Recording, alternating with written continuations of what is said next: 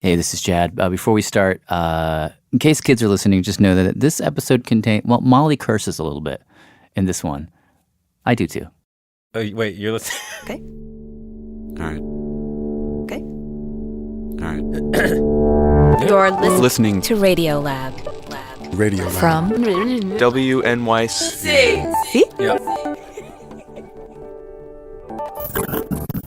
Hi, this is Radiolab. I'm Latif Nasser. I'm Molly Webster. And today we have, in the spirit of what's going on right now, we have an Olympics-flavored episode to play for you. It's older, but actually still in the running, maybe? I mean, it was 3 years ago.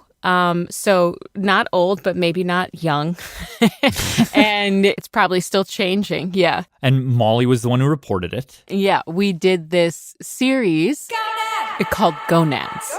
That's right. And this was a part of that. And it really, it hits you in the heart. Yeah. It is an interview that has stayed with me in the 3 years since we first aired it. It involves someone who is at this year's Olympics, and I have a little bit of updates, but I want to do them at the end.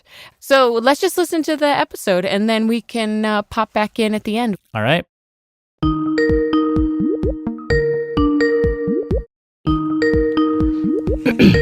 Hello हाँ जी बोलिए। नमस्ते दूती जी, कैसी हैं आप? हाँ ठीक है जी। मैं सारा बोल रही हूँ रेडियो लैब से। हाँ। Dutee Chand is a world-class runner from India. मेरे साथ मॉली भी बैठी हुई हैं। Hello, Dutee. Hi. How are you? ठीक है जी। अभी Hyderabad. I called her with more perfect producer Sara Kari. I was having Sara translate. Dutee speaks Hindi. Molly सवाल पूछेंगी। We caught up with her in Hyderabad, where she's currently training.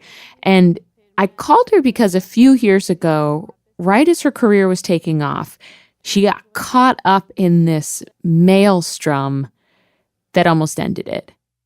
And throughout the series, we've been asking all these questions about biological sex inside the body. And this moment in her life takes all of those questions and thrusts them out into the world in a very public way. ठीक है जी। Just to start at the beginning. आप कहाँ पैदा हुई थी? Basically मैं उड़ीसा की हूँ। मेरा जो गांव है चक्का-गोपालपुर। I'm from a village in Orissa called Chakka-Gopalpur. मेरी फैमिली में total 9 member. There are 9 people in my family. 6 sister, 1 brother और 6 sisters, 1 brother, and my parents. Basically तो मुझे जब 5 साल हुआ था तब मेरा दीदी ने मुझे And my oldest sister is the one who got me into running when I was 5 years old. Dutee's sister was a track star in school. तो फिर मेरा जब एज बढ़ने लगा धीरे-धीरे तो मुझे उन्होंने And as I got older, she started training me. मैं जब रनिंग कर रहा था तो ग्राउंड नहीं था भागने के लिए। There was no track to run on, so I would run along the edge of the river or on the road or in the village. और हमारा पुअर फैमिली है ना। Our family was poor and we couldn't afford shoes, so I would run barefoot. And the tiny pebbles in the road would get stuck in my feet. गाली करके मुझे डरा के भगाया इसलिए मैं यहाँ तक पहुंची। My sister pushed me. She didn't let me slack off when I would complain or not want to train. इसलिए मैं दीदी को बात सुन के हमेशा ट्रेनिंग के ऊपर ज्यादा ध्यान। Years went on. She kept training with her sister, and she just got faster and faster and faster until 2012, she had this big break. I'm trying to think of how old she was then. I think she was 16. This is a journalist who has spoken to and written about Dutee, Ruth Padower. Contributing writer at the New York Times Magazine. And Ruth says what happens in 2012 is Dutee qualifies for the National Youth Championships in Bangalore. And she wins the 100 meters in 11.8 seconds. Basically, India में लड़की लोगों And usually, Indian female runners are running that same race in 12.2 or 12.3 seconds. Like grown-up professional runners, while she's still a teenager. And then the next year, she goes back to the Youth National Championships. Wins gold in the 100 meters and the 200 meters. That same year, still 2013, पहली बार मैंने international खेलने के लिए गया। Dutee starts racing internationally. World Youth Championship. The World Youth Championship. She ran her best 100-meter time yet. Quite well, as is Chand of India in lane number 2. उधर जाके 11.62. An 11.62, only about a second slower than the world record. And in June 2014, She wins gold again at the Asian Championship in Taipei. मेरे coach ने और मेरी family लोग सब support करने लगे. My coach and my family started saying to me, Dutee, you're going to go to the Olympics. So Dutee is basically the hottest young female runner in India. And then 2014 was preparing for the Commonwealth Games, which are sort of like a warm-up to the Olympics for certain countries. And as she's preparing for the games, she gets sent to the team doctors for a doping test. And she said like this was kind of a normal part of her life. Blood test तो बचपन से ही हुआ था. जब competition जाते थे, competition खेलने के लिए I had blood tests done ever since I was little. Dope test देना पड़ता है. We had to take a dope test a month before every tournament and also after the race. So she goes to see the team doctor, and he's like, no blood, we're going to do an ultrasound, which is not normal. And so she asked them why, and they just said, oh, we're like looking at your bone density. And so she's like, okay, whatever. Eventually, she does do a normal blood test, goes back, keeps training for the games. A couple of weeks later, picks up the newspaper and sees her picture on the front page of the newspaper. Newspaper में देखा मेरा photo लगा के बहुत बड़ा heading में दिया. There was a picture of me with a huge headline screaming, Dutee disqualified from the team. नीचे लिखा हुआ था कि दीदी का जेंडर टेस्ट हुआ. Followed by a news story that said that वो लड़का है, लड़की नहीं है, लड़का है. I was a male, not a female. She has no idea what's going on, but she said at that point, her phone starts blowing up. उन्होंने मुझे 10 बजे से बाद फोन करने लगा. The media called me and told me all the details, like there was this gender test that happened. Saying, is it true? Is it true? You failed the gender test. जो हाइपरएंड्रोजन test किया था, gender test किया था. There was this hyperandrogenism test, this gender test, and the results said that I wasn't a woman, that I was a man. लड़की के साथ भाग नहीं पाएंगे. And couldn't compete with the women. तो मैं सुन के पूरा हैरान हो गई. I was shocked. I didn't understand how this could happen. Media में तो मुझे पूछने लगा, रियल में तू क्या है? And the media kept asking me, what are you actually? And I said, I don't know. My parents gave birth to me and I grew up the way that they raised me. तो मैं लड़की हूँ. फिर मैं I'm a girl. I'm a woman. And I didn't know about anything that was being reported about me.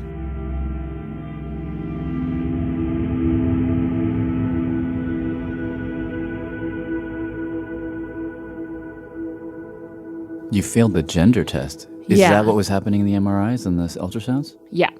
And what exactly is a gender test? Like, what is that exactly? Dutee saying it was the first time I had ever heard that phrase, but it's actually this thing that's been happening in sports for a long time. And I'm going to take you on a journey back to the beginning of it.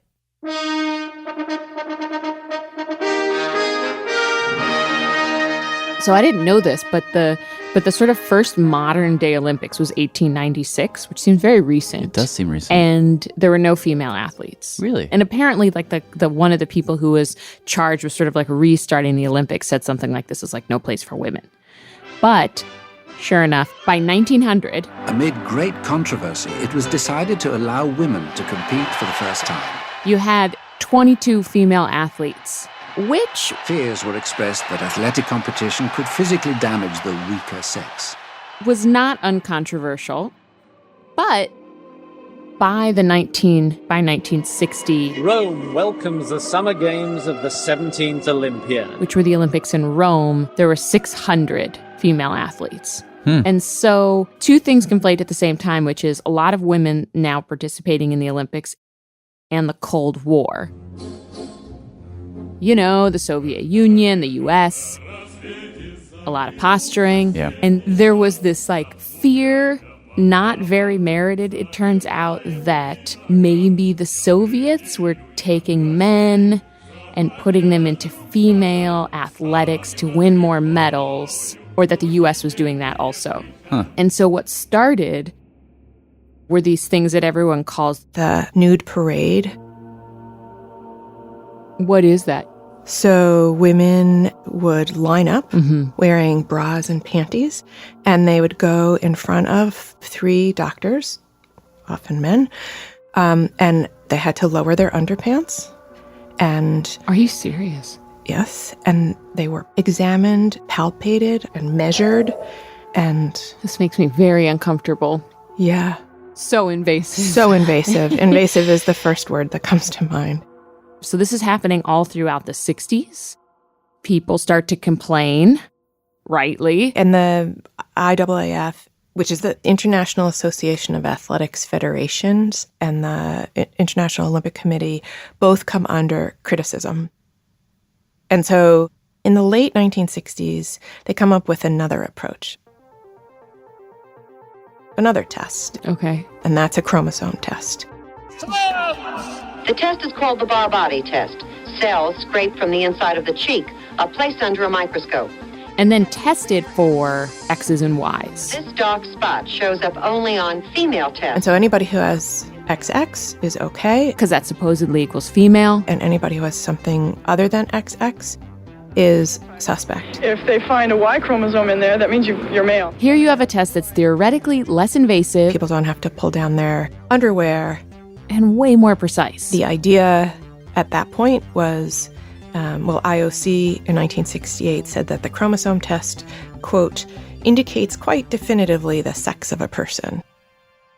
Except when it doesn't. Like we talked about in our last episode, there is a gene on the Y chromosome that if you have it and if it turns on, you will likely become a male. But there are a lot of XY women in the world. These are women who had a Y chromosome, which is associated with male, but that little gene, it didn't turn on. Conversely, you can have XX males, meaning that little piece of the Y chromosome got onto an X. Huh. There are all of these different chromosomal aberrations. You could be XXXX. You have 2 extra X's? You could have 3 extra X's. As a woman? As a female, yeah. Huh. You could be XXY. You could be XYY. And these are perfectly healthy people. It runs the gamut. You could have fertility issues or developmental issues or no issues at all. And so the debate was, there were a lot of geneticists and endocrinologists who were saying sex isn't determined just by chromosomes. It's determined by hormones and by physiology and, totally getting away from gender, which is even more complicated. But just because you don't have XX doesn't mean that you aren't a woman. And eventually, all of the sports governing bodies came around to that conclusion. And by 2000, everybody was like, no more chromosome testing. In fact, the World Federation that governs track and field has voted to scrap all testing for gender. You have this moment where it looks like gender testing is going to go away. Cold War is over. Those fears are gone. Maybe we didn't need it anymore. But then this other idea walked into the room that had actually been there all along. This idea of fairness. Because the fact of the matter is, if you compare male athletes to female athletes in pretty much every track and field event, except for a few, there's a big difference in performance. And Finnegan beginning to respond. And Marita Payne going well. Like, take the 800 meters. And the world record has gone. Women's record is 1 minute 53:28. Whereas the men... It's a world record! A world record! 1:40.91 is shown on the clock.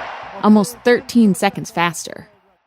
In fact, I talked on Background to one female athlete, world champion, one of the fastest women in the world, and she said her fastest mile is regularly beaten by a good high school boy.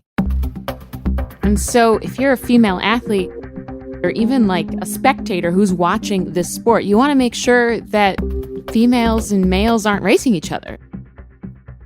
And so what you saw when this sort of organized gender testing went away is that whenever someone got really, really fast, whenever a female got really fast, there was finger pointing. And this all came to a head in 2009. So now we go down to trackside after all that excitement as the women try and gather themselves for the 800 meters final. On August 19th of that year, a South African runner, just 18, Caster Semenya, Meadows, 7 over. Just crushes the field. Semenya pushes on again, and she's breaking away. Semenya looks over her shoulder, and she's away. On the final lap, she wins by so much. Well, that smashes the world list by almost 2 seconds. And almost immediately after the race, my conclusion was, okay, something's going on here. There was something not right. There was just a thought that there was a problem. Oh, yeah. This is Madeline Pape. I'm a PhD candidate in sociology and an Olympian for Australia. She ran against Caster Semenya in that heat. She's since become a big defender of Caster, but she says at the time, because Semenya's times were increasing so quickly, because she was kicking the field's ass like so totally. People around me were talking about her, spreading rumors and spreading like. And what were the people around you saying? Oh, is she a man? Look, she just looks like a man because she's a tomboy. It wasn't that I was like, I didn't hold a strong opinion about it. I just was like, I just want the IAAF to deal with it and make it go away. And so you had gotten to the point where you were opposed to Caster competing? Oh, I was opposed to Caster competing almost immediately in Berlin. Over the next 24 hours, she says the rumors got louder and louder. Basically like a cacophonous level. Well, there was a very dramatic race in Berlin last night, but the drama had to do less with who won the race than who was in it and whether they should have been there. There was discussion happening in the media. The big question this morning is whether one of the runners should be in the men's or women's race. If she runs like a man and talks like a man, is she a man? Is the new world champion in the women's 800-meter race really a woman at all? That's when the IAAF, the sports governing body, the IAAF claimed that they had no choice but to announce something at that point, that yes, they were going to investigate Caster Semenya because they had concerns about her sexual development. If at the end of this investigation it is proven that the athlete is not a female, we will withdraw her name for the results of the competition of today. It was one of those things, I think, where looking back, I feel like it makes me sad. Yeah, it really makes me sad. What ended up happening to Caster Semenya? Well, the IAAF banned her. There were all these closed-door meetings, and she didn't race for like a year. What the IAAF testing revealed about Semenya's physiological makeup never has been confirmed, actually. But what emerged from all the mishigas is that in the end, the IAAF recommitted to gender testing. To trying to figure out some clear, bright, measurable way to draw a line between male and female. We choose to have two classifications for our competitions, men's events and women's events. This means we need to be clear about the competition criteria for those two categories. And the way they decided now to be clear was no longer about chromosomes, no more medieval nude parades. Instead, they were going to look at hormones, specifically testosterone. Testosterone, either naturally occurring or artificially inserted into the body, provides significant performance advantages. I think there is little question about that. The idea was, we know that testosterone causes muscles that are like faster, stronger, leaner, and that men have 10 to 30 times more testosterone than women, which is a byproduct of having testes. And so the concern was in these women that have that Y gene, either that they might have internal testes that haven't descended, or like a gonadal streak, like some reproductive tissue that would be emitting testosterone, giving them some sort of male-like advantage. And so in 2011, the IAAF decides that they will institute a test for high testosterone levels. And so if the testosterone levels falls within, quote, the male range, then they're to be barred. And this is the first time they try and put a number on it. They say that your testosterone levels, if they're greater than 10 nanomoles per liter, you cannot run. Nanomoles per liter. I know. What does that even mean? Wow. So this rule gets put into place.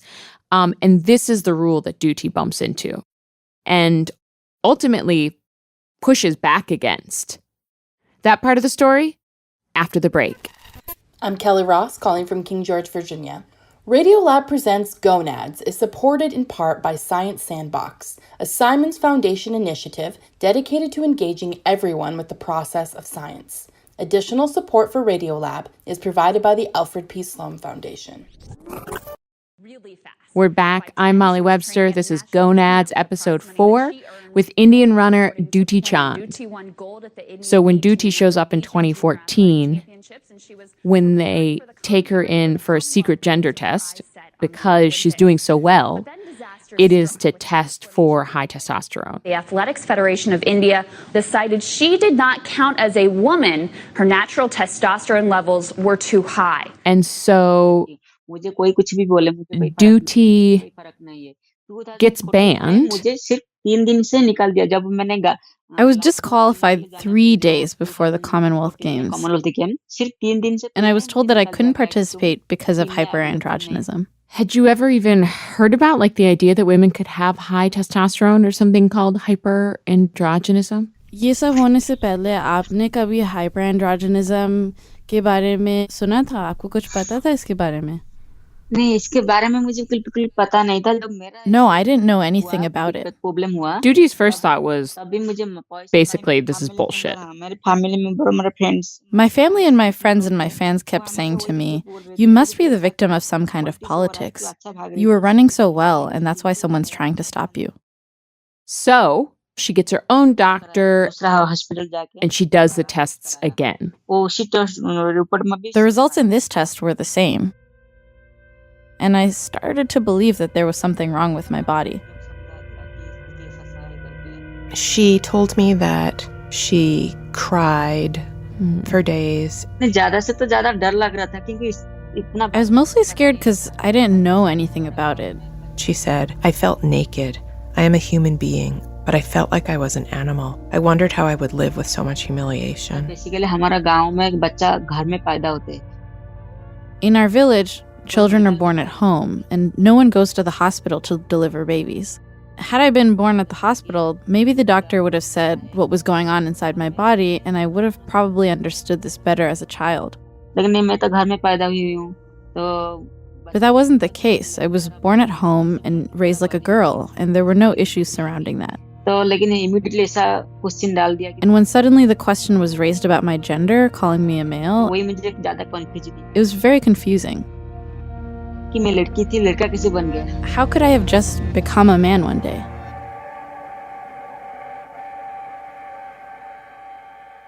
Ultimately, Dutee decides, I'm going to fight this. And Ruth says she sends a letter appealing her ban to the Athletics Federation of India. She writes, I was born a woman, reared up as a woman, I identify as a woman, and I believe I should be allowed to compete with other women, many of whom are either taller than me or come from more privileged backgrounds, things that most certainly give them an edge over me. And eventually, Dutee ends up at the Court of Arbitration for Sport. Is that a higher body than the IAAF? It's like the Supreme Court of Sport. Wow. Everyone calls it CAS. So on the one side, you have Dutee, and on the other side, you have the IAAF. IAAF governs track and field around the world. Sort of the way it breaks down is Dutee's essentially making two main arguments. The first is that the hyperandrogenism rule is discriminatory. It's discriminatory towards women. To which the IAAF essentially says, yeah, it kind of is, but we're doing it for a reason. And that reason outweighs the risk, right? There's definitely an argument that if you eradicated gender, you would be screwing over hundreds of thousands of women.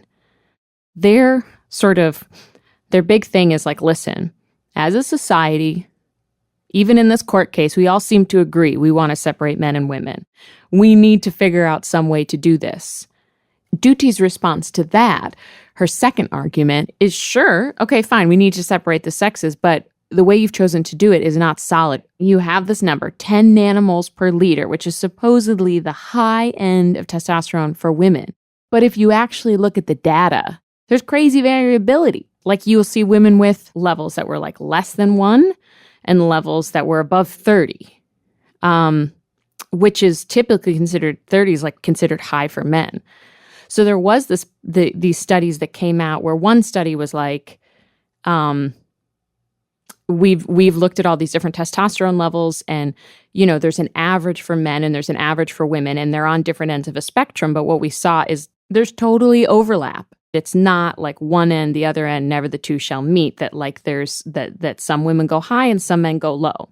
And you've got, men with low testosterone who are world-class champions, and you've got women with high testosterone that never win. It's not always clear the role that testosterone has in performance. Oh, really? I thought that was well established, that testosterone will make you faster. Like, isn't that what steroids do? Well, there's agreement that synthetic testosterone, steroids, ramps up performance, helping both male and female athletes jump higher and run faster. But there's vehement disagreement about whether natural testosterone, one's own testosterone, has that same effect. Why wouldn't it?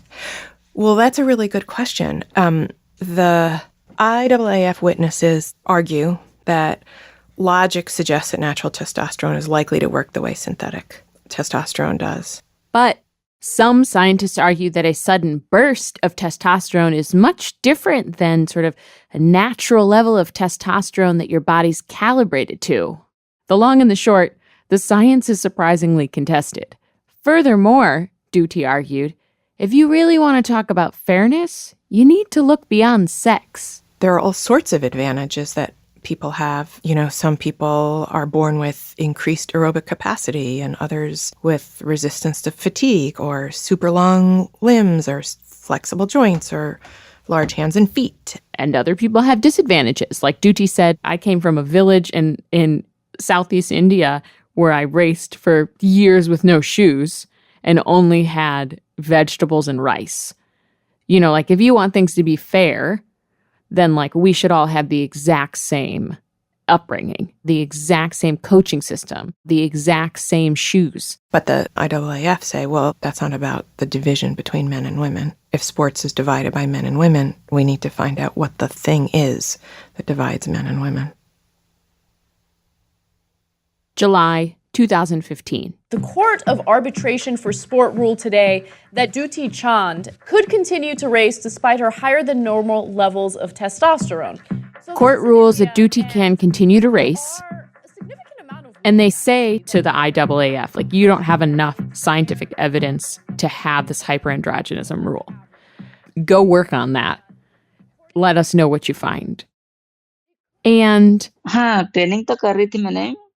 through this whole controversy, at least a year goes by. Dutee never stops running. My coach told me, no matter what, just keep training. I wake up at 5 a.m., train from 6 to 10. Then we hit the grounds again from 4 to 6 for the third round of training with the coach. And the summer after the ruling, at a big international meet in Kazakhstan, Dutee ran 11.3 in the 100-meter, setting an Indian national record. And she makes the Olympics. India's Dutee Chand has scripted history, becoming the first ever Indian woman to qualify for the Rio Olympics in the 100 meters event since 1980. Meanwhile, the IAAF, just like the court asked, they go back to the drawing board and they commission their own study. And last summer, it was published. What they did was analyze blood samples from a couple thousand athletes at the 2011 and 2013 World Championships. And what they were looking for was to see if the women with high testosterone outperformed the women with low testosterone. And what they found is that if you are a female runner who runs the 400 meter, the 800 meter, the 400 hurdles, or the mile, you are conferred an advantage with high testosterone levels. In only those events? In only those events. Oh, and there's also a throwing event and one other. Having high testosterone levels conferred an advantage of like 1.8% to 4.5% faster, or like 2% to 4% roughly. And just to say, like, if you're a runner, 1% could be like 0.2 of a second, 0.1 of a second, which is often how races are decided. Right. And these distances are the higher distances. Am I right? These distances are the middle distances. Middle distances. Yeah. So the sprint, not the sprints and not the long distance. What their study finds is that the sprints you do not get an advantage from testosterone. The long distance, no advantage from testosterone. These middle distant races, seemingly an advantage from testosterone, and a throwing event. What a hammer throw. What a fucking mess. So you're saying to me that like we started with like the nude parade, and now where we end up with like the line that we've chosen to draw is in these middle distance races. That's where we're going to like make a big deal about trying to separate out the sexes. And yes. Like it feels like... It feels like everyone's just arguing over change at this point. Even since that study was published, the data has been called into question and there's a call for retraction and they published that there's a bunch of data errors. The authors still stand behind the study. And in fact, the IAAF is now using it as the basis for a new testosterone rule they introduced this past April. We reached out to the IAAF a few times and didn't hear back. But, I mean, right now we're arguing about testosterone, but I think that the bigger issue here is that we're like coming into a moment as society where we're more and more open to gender fluidity. Mm-hmm. But if we've all agreed on a whole that it's unfair to group women with men in sports, then we do have to answer a real question, which is, how do I keep the dichotomy, the binary in athletics, while the rest of the world is changing? Interesting. And what you see with Dutee or any of these female athletes is they're sort of caught at the place where these two worlds meet. Which is a hard place to find yourself. Dutee told me when this whole thing blew up, she was only 18 years old. I was at this age when boys and girls start falling for each other, and there was a guy who fell hard for me, and I fell for him too. We used to talk a lot on the phone and thought that one day when we got older, we'd get married. But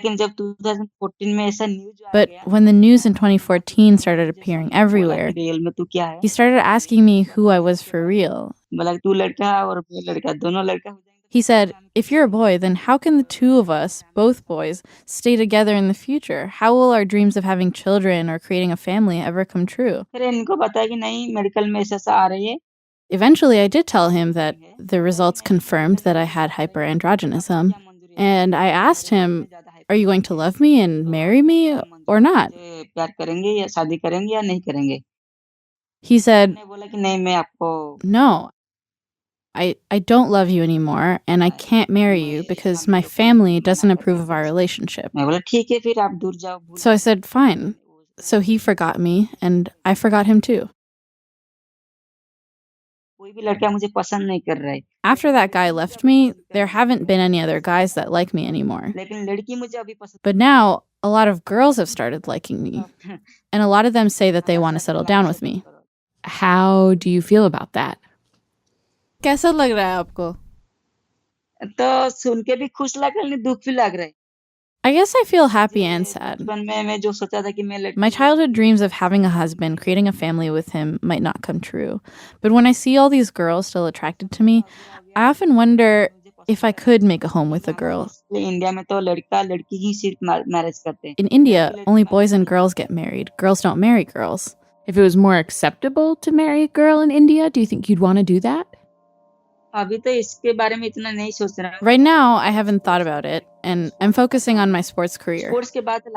But after I'm done with my career, I am going to need someone to spend my life with, right? So I'll see. If there is any guy that likes me, I would marry him and settle down. But if there aren't any guys interested in me and girls still like me, then I would settle down with a girl. Whoever likes me, I would spend my life with them.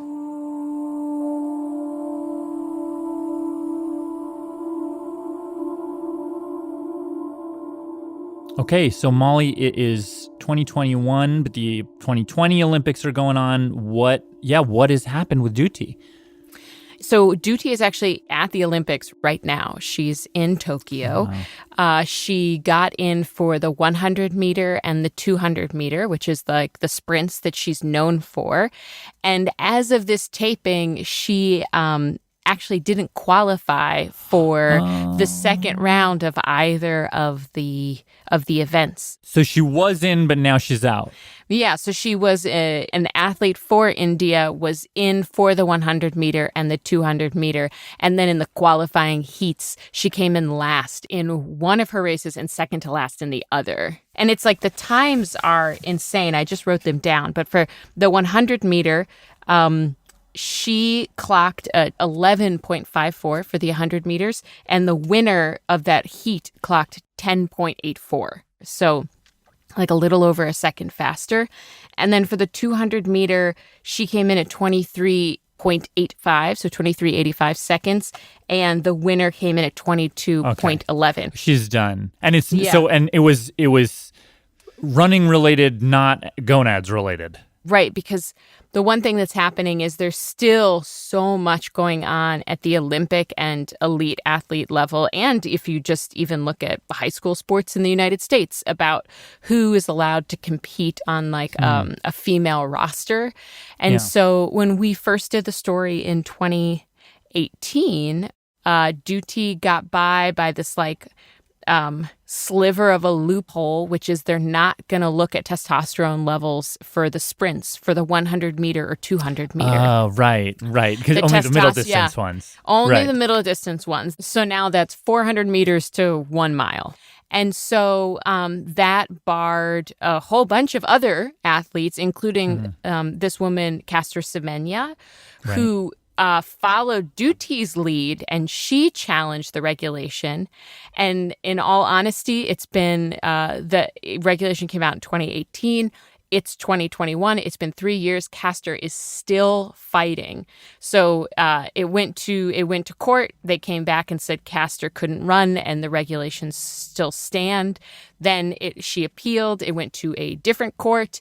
They said the regulation still stands, and she's now actually bringing it to the European Court of Human Rights. Wow, but that's not a sports court. That's like a real court, right? And so the idea, and I guess this came up in Dutee's case as well. Like, should you fight this at a sports level, or is there a greater human right injustice here? And the human right injustice is you're telling someone that something is wrong with their body and that they have to change it. Wow. So basically what's come out of this is that Dutee was not forced to lower her testosterone levels, and she can still run.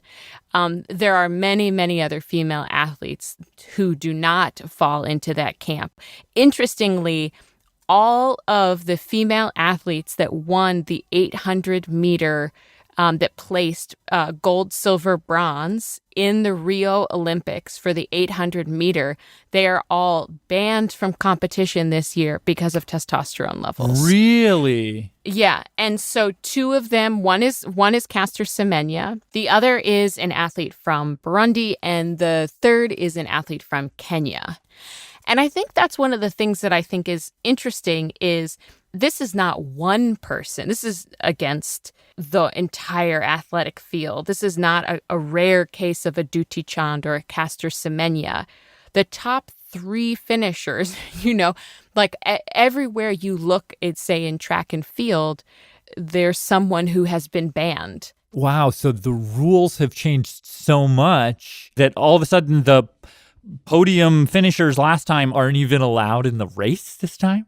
Well, when this happens, an athlete has a few options. One, to lower your testosterone level, and your options for lowering your testosterone level are taking synthetic hormones or actually getting surgery where if you have like diffuse testes, or I talked about that like testicular gonadal streak that might be giving you some sort of extra testosterone, you have to get that permanently. You get it taken out surgically. And that has a really long-term effect. Like you take that out and you don't just like go run the next day.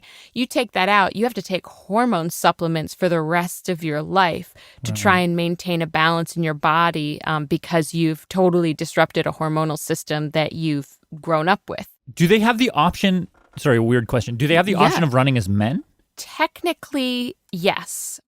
that being said, and we pointed at this in the piece, right.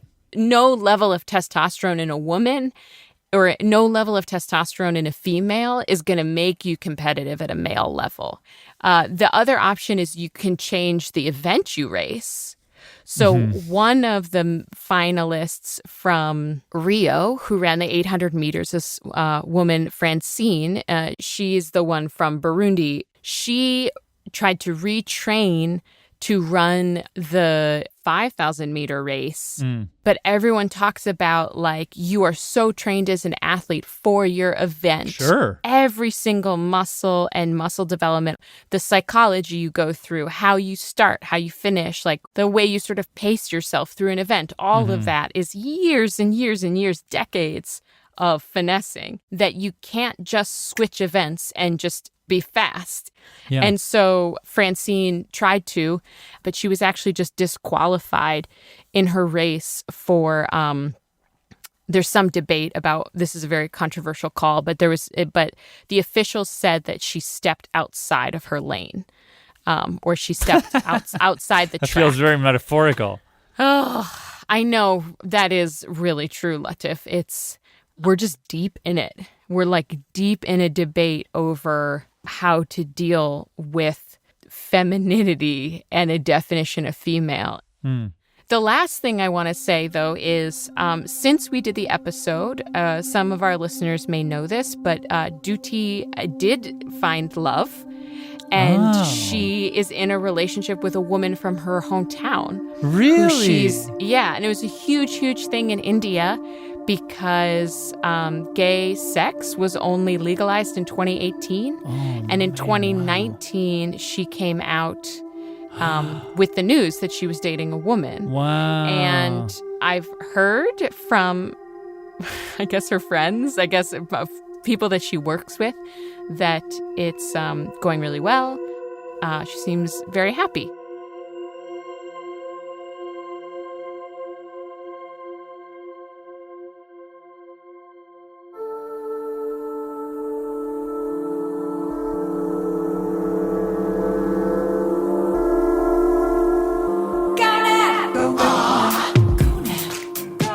This episode was reported by me, Molly Webster, with co-reporting and translation by Sarah Kari. It was produced by Pat Walters, with production help from Jad Abumrad and Rachel Cusick. The Gonads theme was written, performed, and produced by Majel Connery and Alex Overington. Special thanks to Khircha Mak, Mayan Sudei, Andrea Duneif, Barkuti Rai, and Payashni Mitra.